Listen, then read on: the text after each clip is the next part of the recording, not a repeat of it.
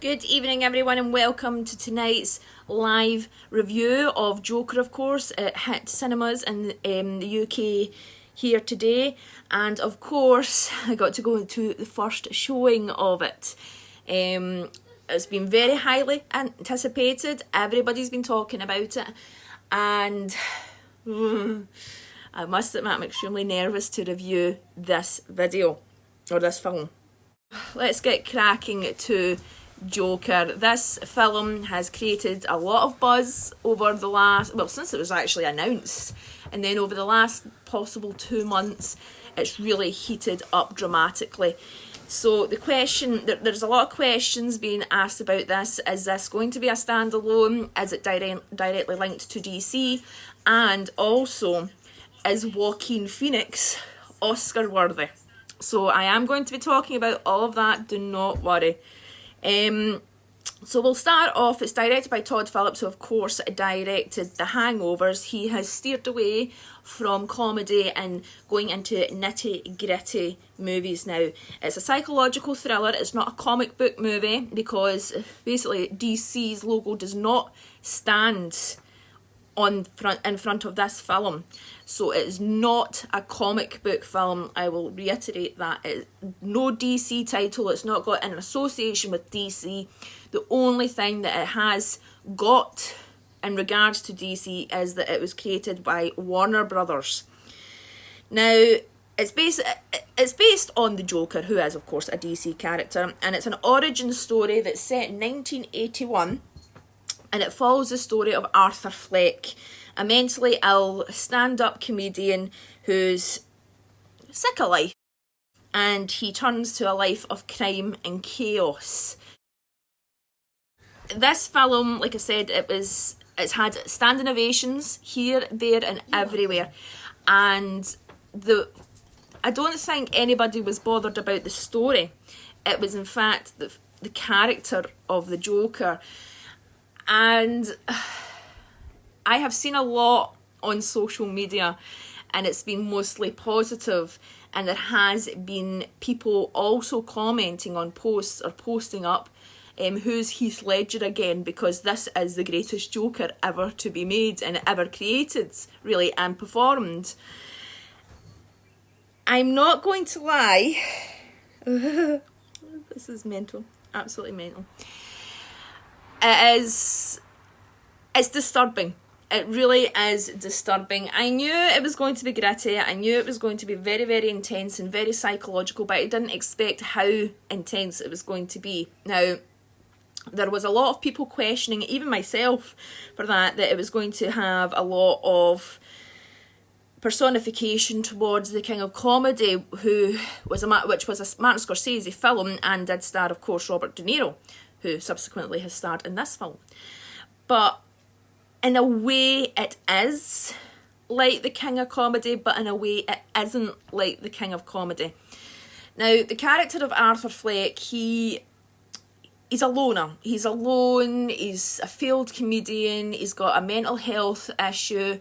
He goes and sees a social worker every week. He's popping about 7 different types of medication. So he's constantly taking his drugs, but nothing seems to work. He has been said, like, all he has is bad thoughts. So obviously the medication isn't actually working, which from a medical perspective means he should be on stronger medication, i.e. he should be locked up in Arkham, or he isn't actually mentally insane. There has been a lot of real life political things that you could draw in from this, namely when Arthur goes to see his social worker, she does say, and you do see it in the trailer as well, that it's their last session. Basically, their funding's been cut, and his social worker actually comes outright and says, they don't care about shit like you, Arthur. They don't care about shit like me. And that is basically what the social worker says to him. And it just goes to show how you can refer it to America, you can refer it to even Britain just now in our turmoil and Brexit. You know, the healthcare is absolutely ripped to shreds right now. People are being told that they might not get their medication if Brexit happens. So it does have a lot of personified highlights on real life topical political things going on, which is what was really, really good. I think a lot of people thought that the only political movie this year would really be Jordan Peele's Us, which was very, very political, but Joker is in itself extremely political. The way I kind of looked at it is, the way the riots and all that are starting in Joker is exactly what's going to happen in the world if there is no order. There's not a political leader who's going to help countries get through the rough and tough of things. There is some cast in this. I'm not going to go through every single one of them. There's obviously Brett Cullen, he plays Thomas Wayne. He has been a senator in The Dark Knight Rises as well. It's, as somebody did say to me, that it's almost as if he's like in a DC or Warner Brothers payroll. He gets whatever he wants. He is in it quite significantly, and there is a somewhat twist regarding him, which turns out to be a bluff, which I will talk about in a minute. Frances Conroy plays Penny, Arthur's mum, of course. She is mentally and physically ill, and the twist that we've all been told about, it surfaced a couple of weeks ago online, was the rumour that Arthur was in fact a love child to Thomas with Penny. We are told this story midway through the film, but it turns out to be a bluff. I'm not going to say any more on it, because what follows from that is, it's almost as if you're unravelling a bandage. You know, Arthur confronts Thomas Wayne about this and he tells him something, and subsequently Arthur doesn't know what to believe and he goes and investigates it himself, and it turns out that it's not true. But Frances Conroy was very, very good. She was very unstable, and you can see exactly why the character of Arthur has turned out the same. Zazie Beetz plays Sophie. She's a neighbour of Arthur and potential love interest to Arthur. The character of Sophie is very, very hard to review, because trying not to give too much away in this respect. The things that you see on screen don't necessarily happen. That's all I can really, really say on that. But regardless what she had in the film, she was very, very good. But it's a very hard one to review because of the kind of character that she was in it. Robert De Niro, like I say, he plays Murray Franklin, and he's a talk show host, and basically he's a bit arrogant. He really is arrogant. You have seen it in the trailer as well, that he plays a clip of Arthur at the comedy club and basically slates him, rips him apart and things like that he's no funny and things.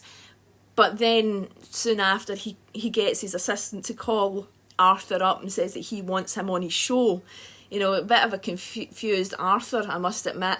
But Murray gets a taste of his own medicine. He is pulled out on live television. I won't tell you what happens, but basically he gets some comeuppance, I will tell you that. Robert De Niro has said that his role in this film plays homage to Rupert Pupkin, who of course was his character in The King of Comedy, who was obsessed with a talk show host as well. So there is a lot of homage there in regards to The King of Comedy, but there's no surprise there with Martin Scorsese producing the film as well. Joaquin Phoenix. Joaquin Phoenix, of course, plays Arthur Fleck and the Joker. I'm going to read out basically what they say about this character. A mentally ill, impoverished stand-up comedian disregarded by society, whose lack of success causes him to become a nihilistic criminal. Prior to Phoenix's casting, Leonardo DiCaprio was considered, but Phoenix had been interested in a low-budget character study of a comic book character, and said the film feels unique in its own world in some ways, and maybe it might as well be the thing that scares you the most. So that is basically what Joaquin Phoenix says about that. He also lost £52 in preparation for the role, so yet again a method actor coming in for the role of the Joker, losing extreme amount of weight. And he based his laugh on videos of people laughing from suffering from pathological laughter, which is a mental illness, of course. He sought to portray a character that audience could not identify with and did not look to previous Joker actors for inspiration. Instead, he read a book about political assassinations so he could understand killers and motivations. Wow, that's intense. That really is quite intense. It's good that he never looked at other Joker portrayals, though, I must admit that, because normally they go straight to the predecessor, the person that played them beforehand, but I don't think he would have got much help watching Jared Leto in Suicide Squad, I'm not going to lie. Joaquin Phoenix is a phenomenal actor. He doesn't get the credit that he is due. I mean, many like me will probably nod their heads while watching this, but would say that he deserved the Oscar for Walk the Line, playing Johnny Cash. But of course he was picked just at the last minute by the late Philip Seymour Hoffman for Capote. Joaquin Phoenix has always been around, and like I say, he's never really got the recognition. He has been nominated several times now: Gladiator, Walk the Line, The Master. People says that he should have been nominated more for You Were Never Really Here.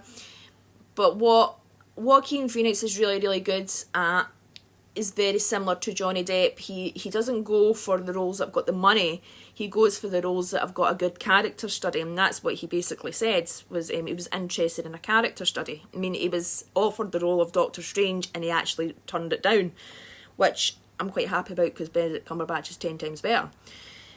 But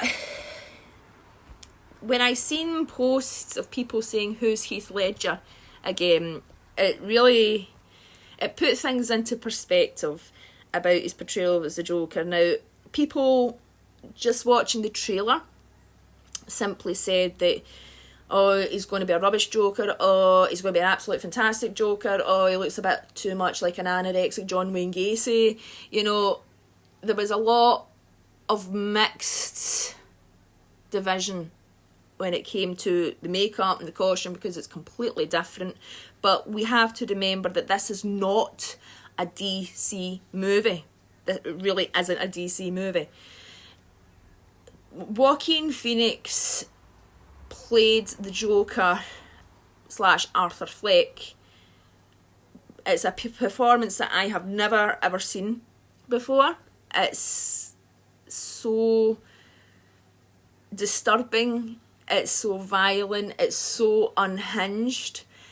It is absolutely phenomenal. It really, really is. I actually came out saying to Colin that I was shook to the core with quite a lot of things, because there was things that you could predict that was going to happen in the film, but some things you didn't expect to happen.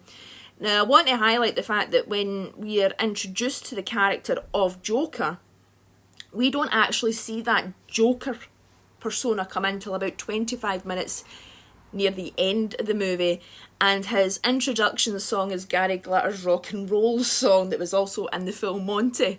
I know that might sound completely insane, but if you've seen it you will know what I'm talking about. But if you are going to see it, just give it a chance, because it actually works perfectly to the introduction of the character of the Joker.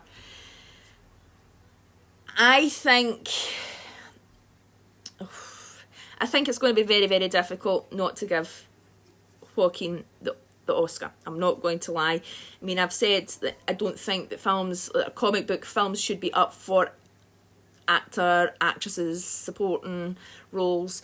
Technical awards, yes, without a shadow of doubt. But because this is not it isn't a comic book film.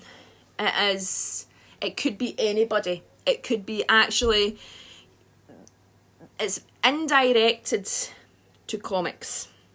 You've got the Wayne family, you've got it in Gotham, but it's not directly linked to basically what the comic books are telling you.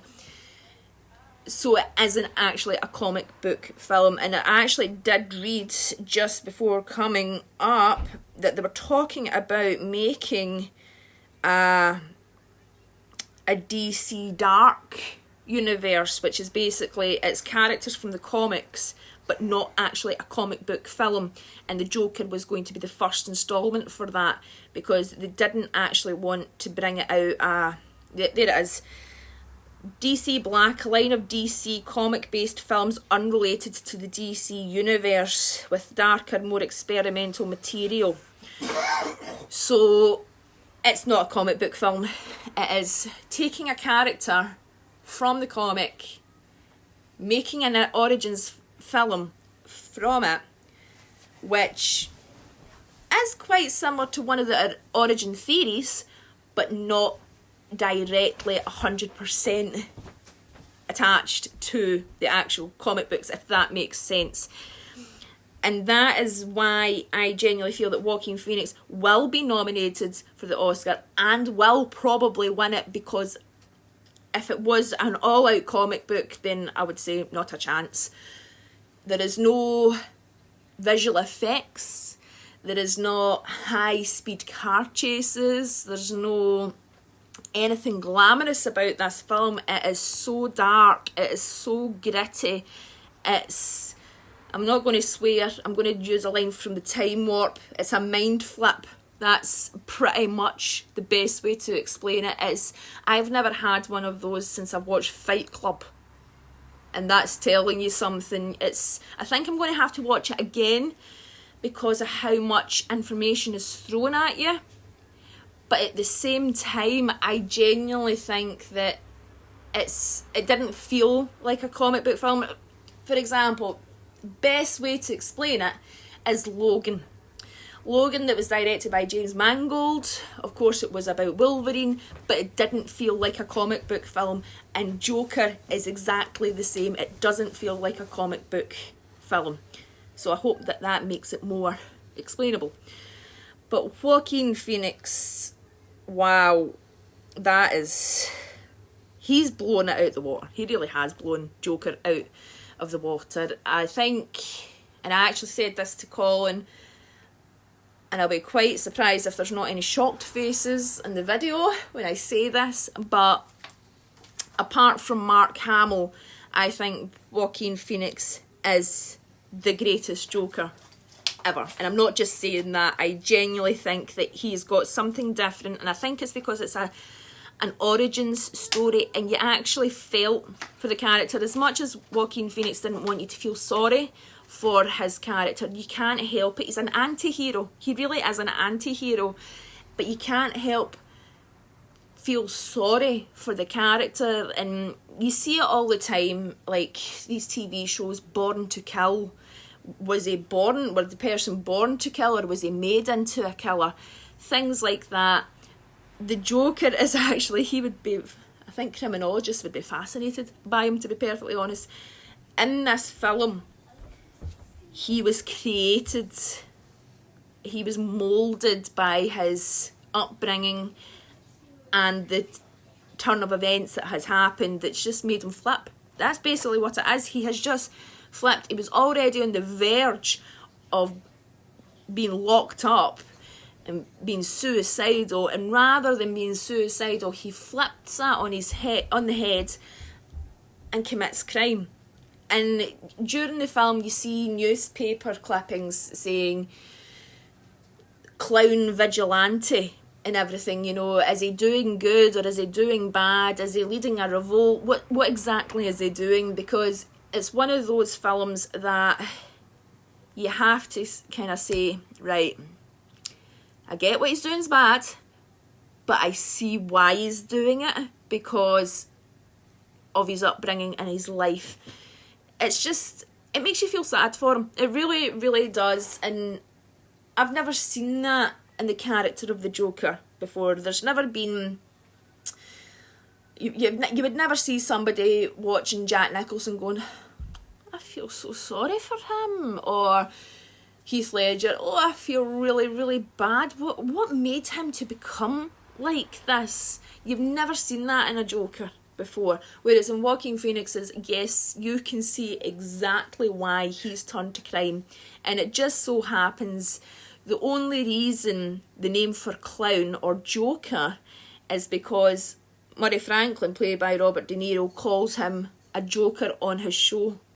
That's the only reason that he is named Joker.